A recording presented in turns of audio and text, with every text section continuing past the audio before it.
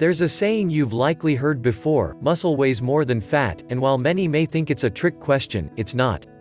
Though it is similar to, what weighs more, a pound of feathers or a pound of bricks?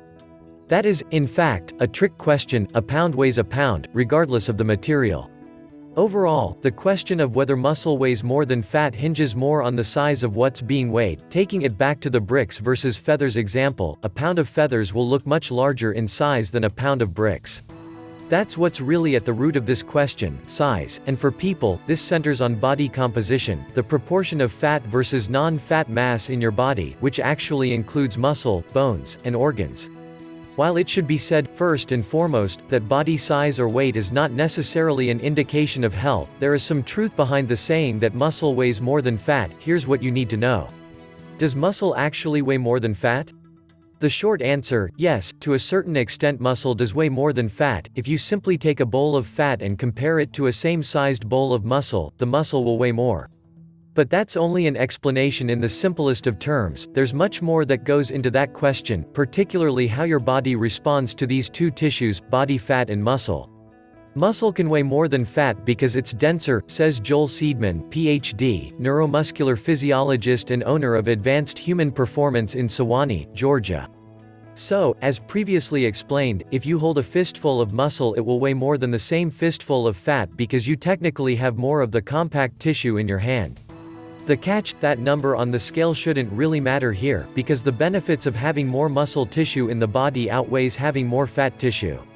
How having muscle affects your health: muscle is a star player in keeping your body happy and healthy in the long term, for several reasons. For starters, lean muscle mass can help manage blood sugar, keeping type 2 diabetes at bay. In fact, one 2017 cohort study published in PLOS ONE found a negative association between muscle mass and risk of developing of type 2 diabetes, specifically that a higher muscle mass meant a lower chance of type 2 diabetes. The number one consumer of blood sugar in the human body is skeletal muscle, says Tim Church, MD, MPH, PhD, professor of preventive medicine at Pennington Biomedical Research Center at Louisiana State University. So, the more muscle you have, the greater your potential to metabolize blood sugar.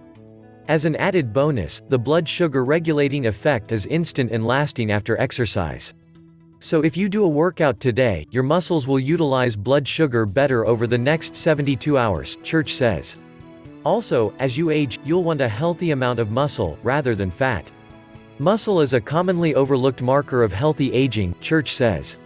You lose about 1 to 2% of muscle mass starting around age 40 or 45, he adds. This age-related decline in muscle is known as sarcopenia, and it's one of the biggest reasons many older adults can no longer do simple tasks without help. You can't put your jacket on, you can't push yourself off the toilet, and you can't get yourself off the ground after you fall, Church says. It all comes down to strength and muscle mass. What's even better news is that muscle can further help you maintain a healthy weight by raising your basal metabolic rate, or the number of calories you burn at rest. Exactly how many extra calories you'll burn by adding muscle is unclear. That number has been widely discussed and argued over the years, says Seedman. But we do know the more muscle you have, the faster your metabolism. Lastly, and least importantly, at least pertaining to health, the density of muscle might cause it to weigh more. It also means it takes up less space in the body. If someone gains 10 pounds of muscle, a lot of times they'll barely notice that on their body, Seedman says, whereas, if you gain 5 or 10 pounds of fat, you definitely notice that. How having fat affects your health: while fat is often demonized, you do need some body fat to survive, and even thrive.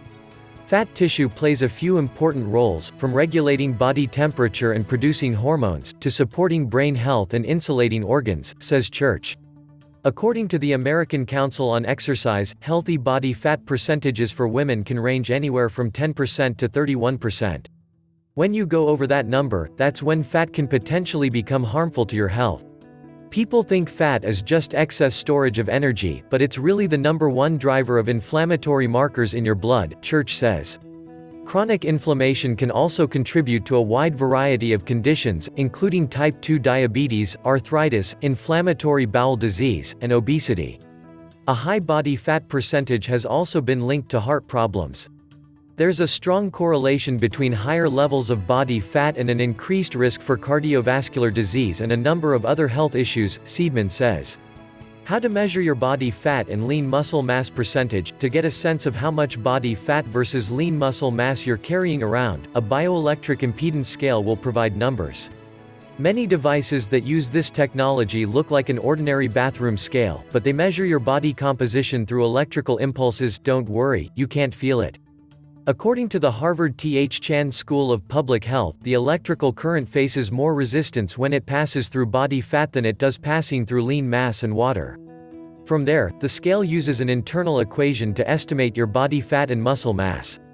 Unfortunately, the bioelectric impedance scale can be hard to calibrate for accuracy, as any change in water weight, say, if you're dehydrated or have an illness, from one reading to the next may throw off the numbers.